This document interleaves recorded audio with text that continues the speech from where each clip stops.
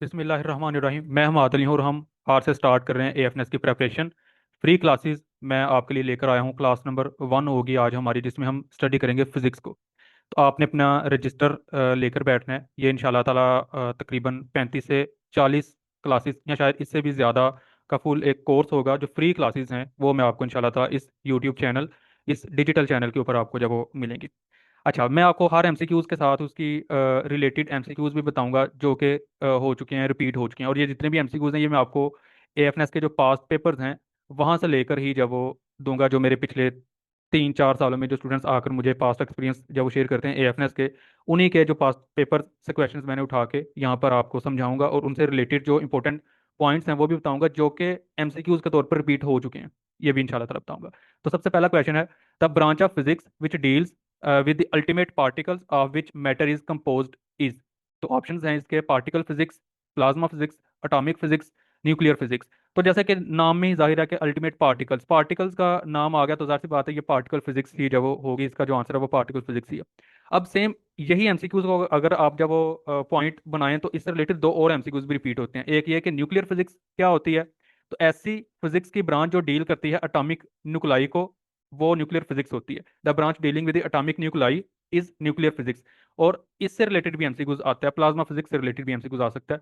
The study of matter is in a highly ionised state is called plasma physics. क्योंकि जो matter की fourth form होती है वो हाईली आयोनाइज्ड स्टेट में होती है, उसे प्लाज्मा कहते हैं। तो उसकी स्टडी जो होती है वो प्लाज्मा फिजिक्स होती है। ये एमसीक्यूज जब हो सकता है, तो एक एमसीक्यूज आपका ये हो गया, एमसीक्यूज नंबर 2 आपका ये हो गया, और एमसीक्यूज नंबर जो 3 है वो आपका ये वाला हो गया। 2 नंबर एमसीक्यूज ये है, सेकंड नंबर। इसकी थोड़ी सी और भी इसके बारे में थोड़ा सा देख लें कि जो पार्टिकल फिजिक्स है ये किस चीज़ की स्टडी करती है। जो स्मॉलेस्ट नाउन बिल्डिंग ब्लॉक्स हैं मैटर और एनर्जी के, उनकी स्टडी करती है। अब ये जो स्मॉलेस्ट नाउन बिल्डिंग ब्लॉक्स हैं मैटर के, वो कौन कौन से हैं? ये क्वार्क है, लेप्टॉन्स है, न्यूट्रॉन्स हैं, ये न्यूट्रिनोस ये है, ये न्यूट्रियोन और है, ये न्यूट्रिनोस है, ये और है, बोसॉन्स ये हैं। क्यों? क्योंकि साइंटिस्ट ने डिस्कवर किया था कि जो मैटर है ये एटम्स से मिलकर बना है। ये अर्ली साइंटिस्ट ने डिस्कवर किया था। उसके बाद लेटर ये पता चला कि जो एटम्स हैं इनके अंदर और भी जब वो कुछ पार्टिकल्स हैं जिन्हें इलेक्ट्रॉन्स, प्रोटॉन्स और न्यूट्रॉन्स कहते हैं। उसके बाद जो मॉडर्न पार्टिकल फिजिक्स है वो इससे भी ज्यादा डीप में गई और उन्होंने ये पार्टिकल्स जब वो दरियाफ्त किए, इन्हें ही अल्टीमेट पार्टिकल्स कहते हैं। ये वाले, ये अल्टीमेट पार्टिकल्स। और इन पार्टिकल्स को जिस फिजिक्स की ब्रांच में स्टडी किया जाता है उसे पार्टिकल फिजिक्स कहते हैं। ये हम पीछे पढ़ के जब आ चुके हैं। नेक्स्ट देख लें, एक और इंपॉर्टेंट पॉइंट है कि पार्टिकल फिजिक्स को ही हाई एनर्जी फिजिक्स भी कहा जाता है। ये भी एमसीक्यूज जब वो है कि हाई एनर्जी फिजिक्स कौन सी फिजिक्स की ब्रांच है, तो वो पार्टिकल फिजिक्स ही जब वो है। उसके बाद क्यों? क्योंकि इसमें पावरफुल पार्टिकल्स को स्टडी किया जाता है जब वो एक्सेलरेट कर रहे होते हैं। अच्छा, उसके बाद एक और एमसीक्यूज है, ये भी एक जब वो एमसीक्यूज है कि क्वार्क्स और लेप्टॉन्स, इनकी जो स्टडी है ये फिजिक्स की कौन सी ब्रांच में की जाती है, तो वो भी पार्टिकल फिजिक्स ही है। तो एक ये भी एमसीक्यूज जब वो हो गया, तो एक ही एमसीक्यूज में ये एक एमसीक्यूज था। इससे रिलेटेड आपको ये एमसीक्यूज जब वो ये वाला हो गया, न्यूक्लियर फिजिक्स वाला, प्लाज्मा फिजिक्स वाला। उसके बाद फिर ये इसमें से भी ये हो गया कि जो एटम है उसमें कौन कौन से जो पार्टिकल्स होते हैं, ये वाले इलेक्ट्रॉन, प्रोटॉन और न्यूट्रॉन। उसके बाद ये वाले भी जब वो एटम में पार्टिकल्स होते हैं, और इनकी स्टडी पार्टिकल फिजिक्स में होती है। और पार्टिकल फिजिक्स को ही हाई एनर्जी फिजिक्स भी कहते हैं। तो ये एमसीक्यूज सारे के सारे रिलेटेड एमसीक्यूज थे। सेकंड नंबर पर एमसीक्यूज है, the branch of physics which deals with atomic nuclei. तो ये वही एमसीक्यूज आ गया, एटॉमिक न्यूक्लाई, जो मैं पीछे आपको समझा के आ चुका हूँ। ये देखें जरा, एटॉमिक न्यूक्लाई को जो स्टडी करती है वो कौन सी ब्रांच है? न्यूक्लियर फिजिक्स है। तो ऑप्शंस में हम देख लेते हैं, Acoustics, nuclear physics, thermodynamics, magnetism. तो ये न्यूक्लियर फिजिक्स ही है इसका जब वो आंसर, क्योंकि एटॉमिक न्यूक्लाई को स्टडी किया जाता है। तो न्यूक्लियर फिजिक्स इसका आंसर है। अब क्वेश्चन ये पैदा होता है कि इसके इससे रिलेटेड एमसीक्यूज कौन से हैं? तो थर्मोडायनेमिक्स के बारे में एमसीक्यूज आपसे पूछा जा सकता है, अकोस्टिक्स के बारे में एमसीक्यूज आपसे पूछा जा सकता है, मैग्नेटिज्म के बारे में एमसीक्यूज आपसे पूछा जा सकता है। मैग्नेटिज्म के बारे में आने वाले क्लासेस में हम बात करेंगे। फिलहाल देखें कि जो थर्मोडायनेमिक्स है ये कौन सी होती है? फिजिक्स की ऐसी ब्रांच जिसमें हीट को, टेम्परेचर को और एनर्जी ट्रांसफर को स्टडी किया जाता है, वो थर्मोडायनेमिक्स होती है। और फिजिक्स की वो वाली ब्रांच जिसमें हम production and properties of sound को स्टडी करते हैं, वो अकोस्टिक्स जब होती है, जिसमें साउंड की प्रॉपर्टीज को, कि साउंड की प्रोडक्शन को, साउंड किस तरह से पैदा होती है, उसकी कह लें कि फ्रीक्वेंसी क्या है, उसमें फ्रीक्वेंसी का जो चेंज करें तो क्या क्या चेंजिंग आती है, इट इस तरह की जो प्रॉपर्टीज ऑफ साउंड है ना, ये चीज़ें जब वो स्टडी की जाती हैं अकोस्टिक्स में, फिजिक्स की ऐसी ब्रांच को अकोस्टिक्स कहते हैं। उसके बाद फिर कुछ रिलेटेड एमसीक्यूज हैं, ये भी आप जब वो याद रखेगा कि न्यूक्लियस के अंदर जो जो न्यूक्लियस होता है ये एटम का सेंट्रल पार्ट होता है। अब न्यूक्लियस के अंदर दो पार्टिकल्स होते हैं, मेन दो पार्टिकल्स हैं, एक प्रोटॉन और दूसरा न्यूट्रॉन। जो इलेक्ट्रॉन है वो इसमें मौजूद नहीं होता, न्यूक्लियस के अंदर इलेक्ट्रॉन मौजूद नहीं होता। ये फॉर एग्जांपल ये न्यूक्लियस है, तो ये इसमें जब वो न्यूट्रॉन और प्रोटॉन और ये न्यूट्रॉन है, जो इलेक्ट्रॉन है ये इसके गिर्द गर्दिश करता है, इसके गिर्द वो करता है, रिवॉल्व करता है। तो ये इसके न्यूक्लियस के अंदर नहीं होता, न्यूक्लियस के गिर्द होता है। और जो न्यूक्लियर फिजिक्स होती है ये और किस किस चीज़ को स्टडी करती है, एक तो अटामिक न्यूक्लाई को, ये देखें ये हो गई न्यूक्लियर फिजिक्स। जो न्यूक्लियर फिजिक्स है इसके अलावा स्ट्रक्चर ऑफ न्यूक्लाई को स्टडी करती है, रेडियो एक्टिविटी को स्टडी करती है, न्यूक्लियर रिएक्शंस को स्टडी करती है, न्यूक्लियर फिशन को और न्यूक्लियर फ्यूजन को। ये भी एमसीक्यूज के तौर पर आपसे जब वो पूछा जा सकता है, ये भी एक जब वो एमसीक्यूज ही है कि न्यूक्लियस के अंदर कौन कौन से पार्टिकल्स होते हैं।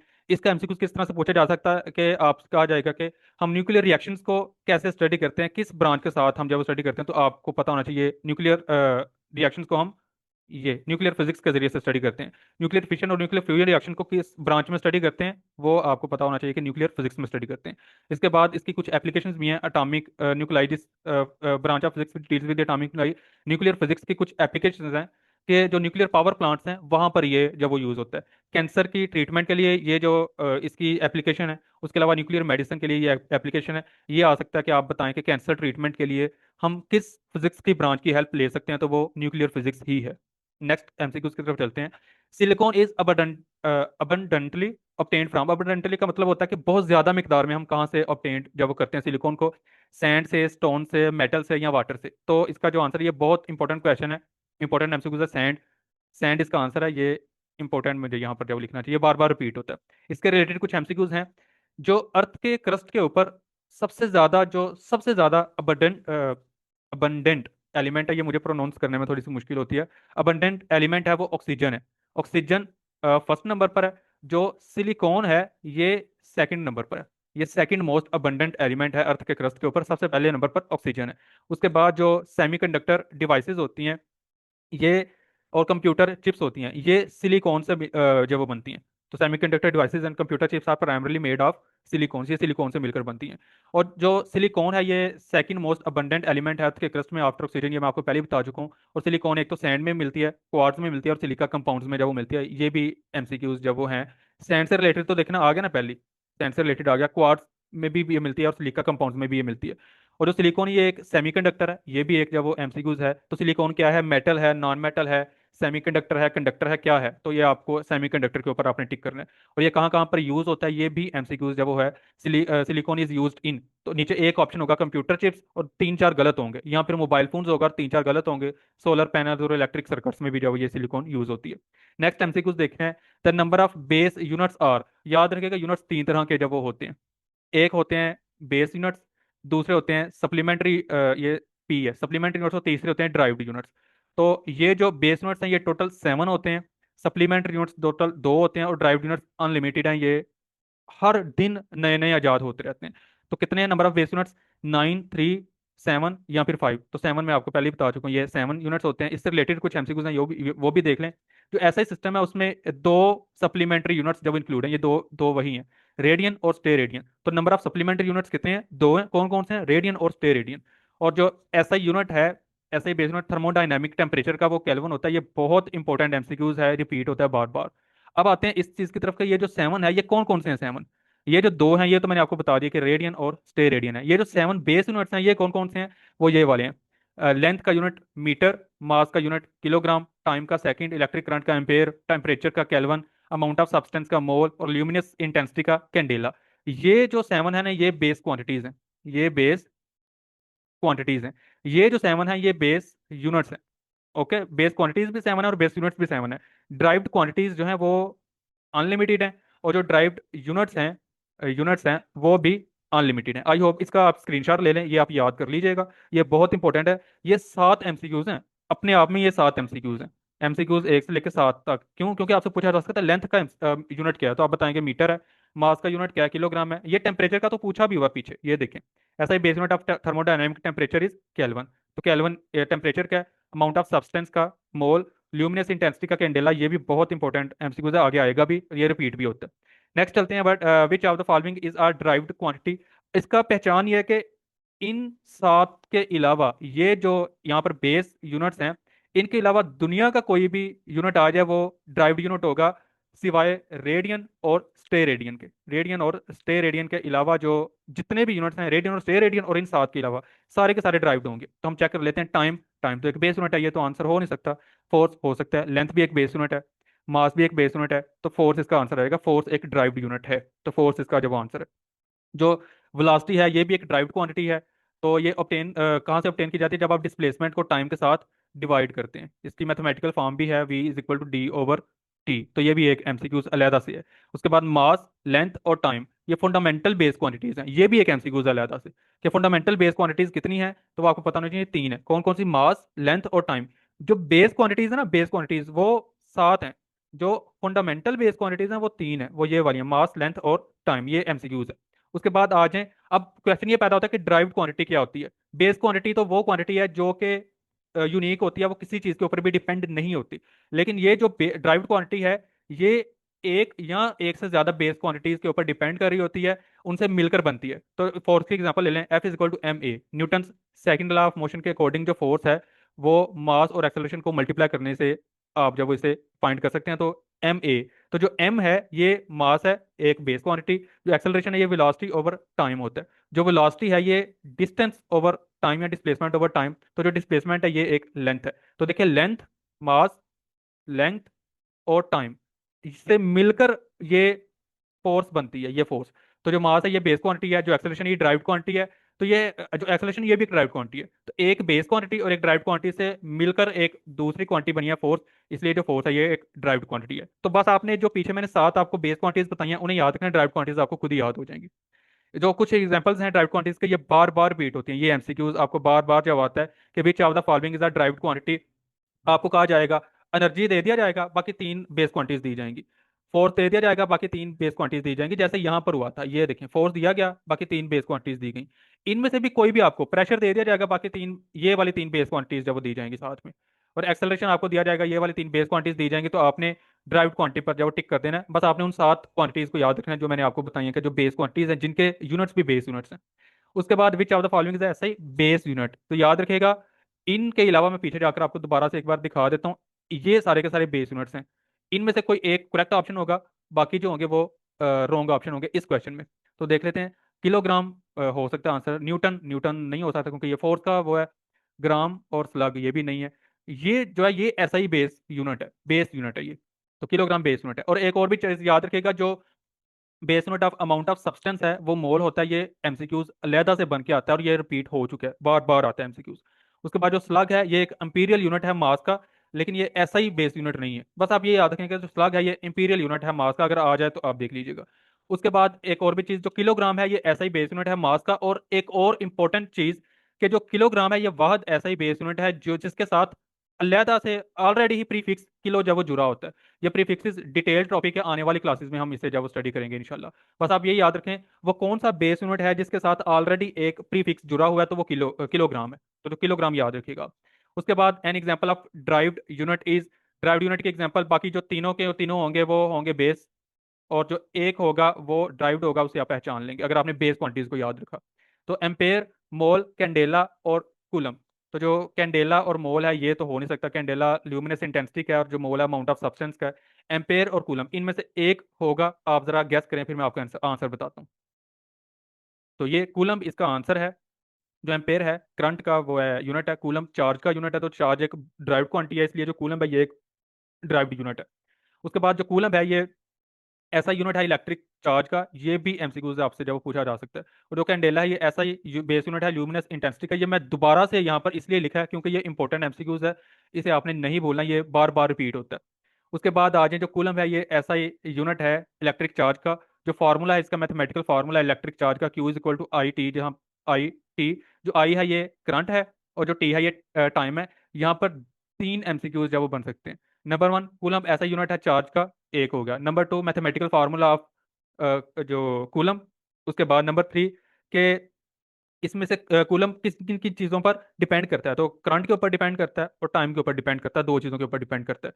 जो कूलम है ये एम्पेयर और सेकंड, क्यों? क्योंकि जो कूलम है वो आई और टी के इक्वल है ना। तो जो आई है इस जो करंट है उसका जो यूनिट है वो एम्पेयर हो गया, ए। और उस टी है इसका यूनिट सेकंड, स्मॉल एस। अच्छा, ये बेस यूनिट से मिलकर बनता है, तो ये एक ड्राइव्ड यूनिट है कूलम। कूलम एक ड्राइव्ड यूनिट है। इसके अलावा जो न्यूटन है, जोल है, वाट है, कूलम, ये सारे के सारे कौन से हैं, ड्राइव्ड यूनिट्स हैं, ये अलहदा से एमसीक्यूज जब वो बनकर आपको आ सकते हैं। उसके बाद जो कैंडेला है, ऐसा यूनिट है किस चीज का, ये मैं पीछे आपको बता के आ चुका हूँ। कैंडेला इज द ऐसा यूनिट ऑफ ल्यूमिनस इंटेंसिटी। इस तरह से ये एमसीक्यूज बन के आता है। ये मोस्ट इंपॉर्टेंट एमसीक्यूज है, बहुत इंपॉर्टेंट एमसीक्यूज है, ये रिपीट होने के चांसेस हैं एएफएनएस में। तो जो कैंडेला है ये पावर का है, नो। ल्यूमिनस इंटेंसिटी का है, हो सकता है रिफ्रैक्टिव इंडेक्स का है, नहीं रिफ्रैक्टिव इंडेक्स का तो हो ही नहीं सकता, क्योंकि रिफ्रैक्टिव इंडेक्स जब ये एक यूनिट लेस क्वांटिटी है, इसका कोई यूनिट होते ही नहीं है, ना ही यूनिट होता है इसका, ना ही डायमेंशन होती है। चार्ज, चार्ज का भी नहीं, तो चार्ज का भी नहीं हो सकता, तो ल्यूमिनस इंटेंसिटी का यूनिट होता है कैंडेला। तो जो वाट है ये ऐसा यूनिट है पावर का, तो ये भी एमसीक्यू जब के तौर पर आप जब वो याद रखिएगा। जो रिफ्रैक्टिव इंडेक्स है ये एक डायमेंशन लेस जब क्वांटिटी, और यूनिट लेस भी जब क्वांटिटी है, ये चीज़ भी आप याद रखें। और जो डायमेंशन का टॉपिक है, इसे हम डिटेल में जब वो स्टडी करेंगे आने वाले क्लासेस में। उसके बाद आ जाएं, जो कैंडेला ऐसा यूनिट है, ल्यूमिनस इंटेंसिटी के बारे में थोड़ी सी मैं आपको डिटेल बता दूं। जो ल्यूमिनस इंटेंसिटी होती है ना, देखें, ल्यूमिनस इंटेंसिटी बताती है कि किसी भी सोर्स से जो विजिबल लाइट अमिट हो रही है वो कितनी विजिबल है।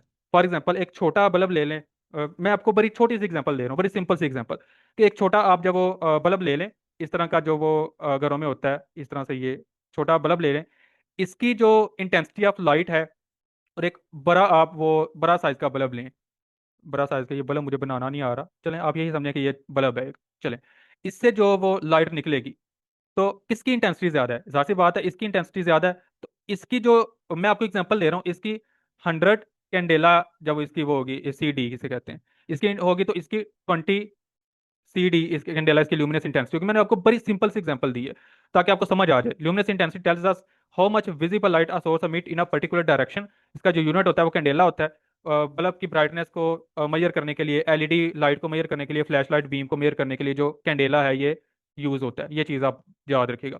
N alternate unit of kilogram metre per second is, अब कन्वर्जन ये आ जाती है बेस यूनिट से, आपने जब वो ड्राइव यूनिट की जब वो तरफ जाना है, मैं आपको बता देता हूँ, ये आपको रटाई लगाना पड़ेगा, ये इंपॉर्टेंट एमसीक्यू आपको रटाई लगा लें, किलोग्राम मीटर पर सेकंड, ये मैं आपको बताता हूँ कैसे। न्यूटन मीटर, जोल सेकंड, न्यूटन। अब आपको पहले न्यूटन को जब वो कन्वर्ट करना पड़ेगा। अब देखें न्यूटन किसका यूनिट है, फोर्स का। फोर्स का फार्मूला क्या है, एम ए। हम इसे कन्वर्ट कर लेते हैं, एम का क्या है, किलोग्राम, और ए क्या है, एक्सेलरेशन। एक्सेलरेशन किसके इक्वल होता है, वेलोसिटी ओवर टाइम के। तो जो वेलोसिटी का यूनिट है वो किसके इक्वल होता है, वो डिस्प्लेसमेंट ओवर टाइम के। ये डी किसके इक्वल है, डिस्प्लेसमेंट है, तो लेंथ आ गया, लेंथ का यूनिट मीटर पर सेकंड आ गया इसका, और इसका भी सेकंड आ गया, तो ओवरऑल मिलाकर आ गया मीटर पर सेकंड स्क्वायर, और साथ में किलोग्राम भी मिलना है। तो kilogram metre per second square, तो क्या ये न्यूटन के इक्वल आ गया ना। तो क्या फार्मूले में ये है किलोग्राम मीटर पर सेकंड। तो इसके नीचे भी एक, जब इसके साथ एक सेकंड लगना है, ये -2 है, ये -1, इट मीन के न्यूटन नहीं हो सकता। इस तरह से आपने इन सबको चेक करना होता है। जब आप इन सबको चेक करेंगे तो आप देखेंगे कि न्यूटन सेकंड इसका जब आंसर है। ये मैं आपको नेक्स्ट आने वाली किसी क्लास में दोबारा से एक्सप्लेन कर दूंगा डिटेल में जाके।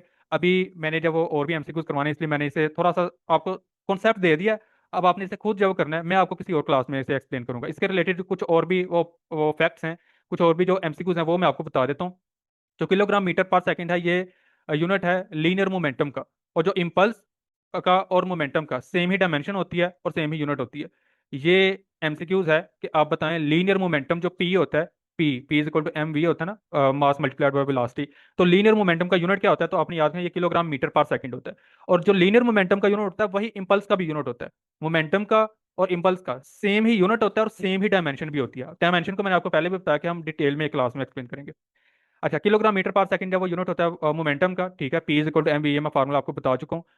एम का जो वो यूनिट है वो किलोग्राम हो गया, और जो वेलोसिटी का यूनिट है वो मीटर पर सेकंड हो गया। तो इस तरह से ये kilometre, kilogram metre per second, इसका जब वो आंसर आ गया, ये एमसीक्यूज है। ये बल्कि एमसीक्यूज एमसीक्यूज ये बना ही हुआ है, ये खुद ब खुद ही एमसीक्यूज बना हुआ है। ये आप देख लें कि जो जोल है, ये देखें यहाँ पर था ना, ये जोल सेकंड। तो जोल की बात आ गई, तो जोल जो होता है ये फोर्स मल्टीप्लाइड बाय टाइम होता है।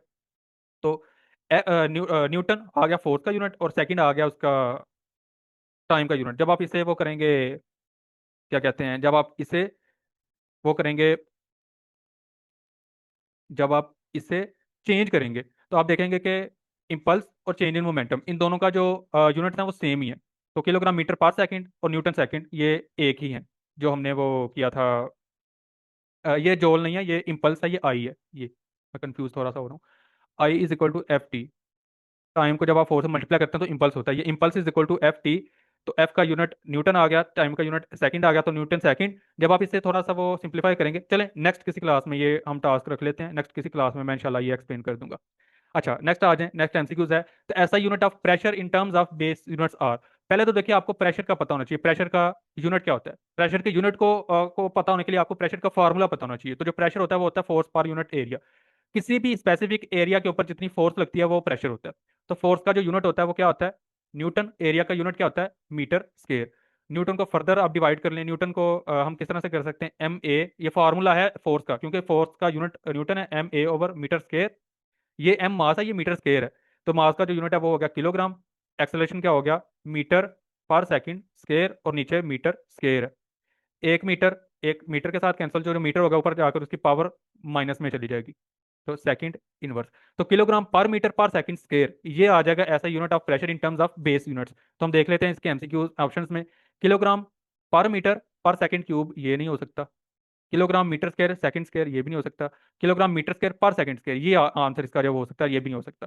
तो आंसर हम देख लेते हैं, kilogram per metre per second square, ये वही है जो मैंने आपको बताया। तो आपको कन्वर्ट करना आना चाहिए बेस यूनिट को ड्राइव्ड यूनिट में, और ड्राइव्ड को वापस बेस यूनिट में आपको कन्वर्ट करना जब वो आना चाहिए। इसके रिलेटेड जो कुछ एमसीक्यूज हैं वो भी मैं आपको जब वो दिखा देता हूँ।